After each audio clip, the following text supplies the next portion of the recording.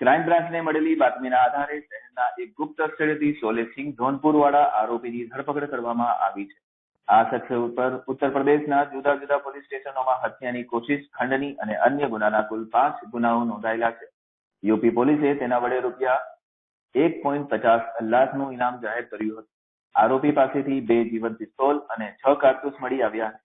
પ્રાથમિક પૂછપરછમાં તેણે સુરતમાં છુપાઈને રહેતા હોવાની કબૂલાત કરી છે. ક્રાઇમ બ્રાન્ચ હવે આરોપીને રિમાન્ડ પર લઈને વધુ તપાસ કરશે. સુરત શહેર પોલીસ કમિશનર અનુપમસિંહ ગેહલોત સાહેબના માર્ગદર્શન હેઠળ સમગ્ર સુરતમાં ગેરકાયદેસર જે પણ પ્રવૃત્તિ કરતા હોય તમામ વિષયો ઉપર વોચ રાખવામાં આવી રહી છે અને ક્રાઇમ બ્રાન્ચની જે એન્ટી ઓર્ગેનાઇઝ સ્ક્વોડ છે એના પોલીસ ઇન્સ્પેક્ટર, સબ ઇન્સ્પેક્ટરને એક ચોક્કસ બાતમી એ હકીકત આધારે એક આરોપી જેનું નામ આનંદસિંહ ઉર્ફે સોલેસિંહ ઉર્ફે સચિનસિંહ અશોકસિંહ ઠાકુર, આ વ્યક્તિ પોતે જોનપુરનો છે, એની ધરપકડ કરવામાં આવી છે. આનંદસિંહના કબજામાંથી 2 પિસ્ટલ અને 6 જીવતા રાઉન્ડ મળેલા છે. આનંદસિંહની વધુ પૂછપરછ કરતા આ આનંદસિંહ એ જોનપુરની સોલે ગેંગનો મુખ્ય આરોપી છે. આ સોલે ગેંગ આ આનંદસિંહે બનાવેલી છે. આનંદસિંહ એ પોતે પોતાનું નામ પણ આનંદસિંહ ઉર્ફે સોલેસિંહ તરીકે ઓળખાવે છે અને આ સોલેસિંહ જે છે આનંદસિંહ એ અલગ અલગ 5 જેટલા ગુનાઓમાં ઉત્તર પ્રદેશના જોનપુરમાં અને ઉત્તર પ્રદેશના જોનપુરની સાથે સાથે જે પ્રતાપગઢ છે એ પ્રતાપગઢ જિલ્લામાં પણ વોન્ટેડ છે.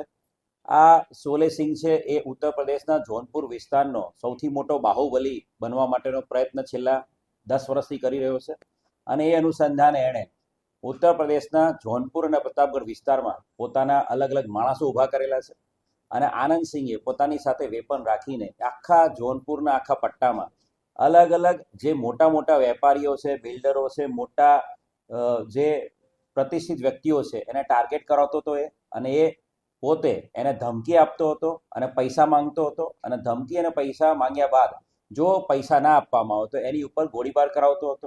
ઉત્તર પ્રદેશના પ્રતાપગઢમાં એણે પોતે એ જે એના મિત્ર છે નીતેશ તિવારી, એના ભાઈ પર જ્યારે હુમલો થયો હતો ત્યારે 2025માં એણે પોતે સોનુ ઉપાધ્યાયની ઉપર ફાયરિંગ કરાવ્યું હતું અને એની પર 3 રાઉન્ડ ફાયર કરેલા હતા. સાથે સાથે જોનપુર બદલાપુરમાં પણ સેન્ટ ઝેવિયર સ્કૂલના પ્રિન્સિપલ જોસેફ એની ઉપર 3 મહિનાની અંદર 2 વખત એણે હુમલો કરાવ્યો હતો.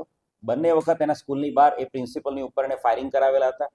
એ જ રીતે બદલાપુરમાં પણ એણે એક ડૉક્ટર પાસે પૈસાની માંગણી કરી હતી અને પૈસાની માંગણી બાબતે એને ડરાવવા માટે એના ડૉક્ટર ઉપર પણ 5 રાઉન્ડ ફાયરિંગ કર્યું હતું.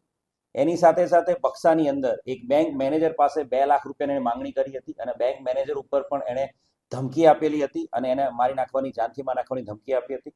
કુલ 5 જેટલા ગુનાઓમાં, જેમાંથી 4 અટેમ્પ્ટ ટુ મર્ડર છે અને 1 ધમકીનો ગુનો છે, એવા 5 જેટલા ગુનાઓમાં છેલ્લા લાંબા સમયથી આનંદસિંહ ઉર્ફે સોલેસિંહ, જે સોલે ગેંગનો મુખ્ય સૂત્રધાર છે, એ વોન્ટેડ હતો અને એને પકડવા માટે અત્યાર સુધીમાં ઉત્તર પ્રદેશની પોલીસ પણ સુરતમાં 2-3 વખત મહેનત કરી ચૂકેલી છે.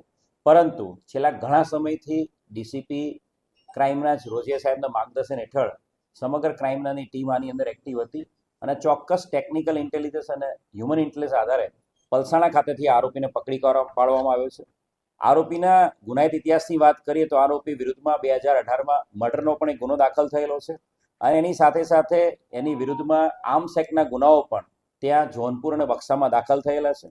ખૂબ મોટી સફળતા ઉત્તર પ્રદેશ જોનપુરના આ સોલે ગેંગના મુખ્ય સૂત્રધાર આનંદસિંહને પકડવામાં ક્રાઇમ બ્રાન્ચને મળી છે અને સુરત શહેરની અંદર કોઈ પણ પ્રકારના ક્રાઇમને અંજામ આપે એ પહેલા ચોક્કસ ઇન્ટેલિજન્સ અને ટેકનિકલ ઇન્ટેલિજન્સ આધારે પકડી પાડવામાં આવ્યું છે.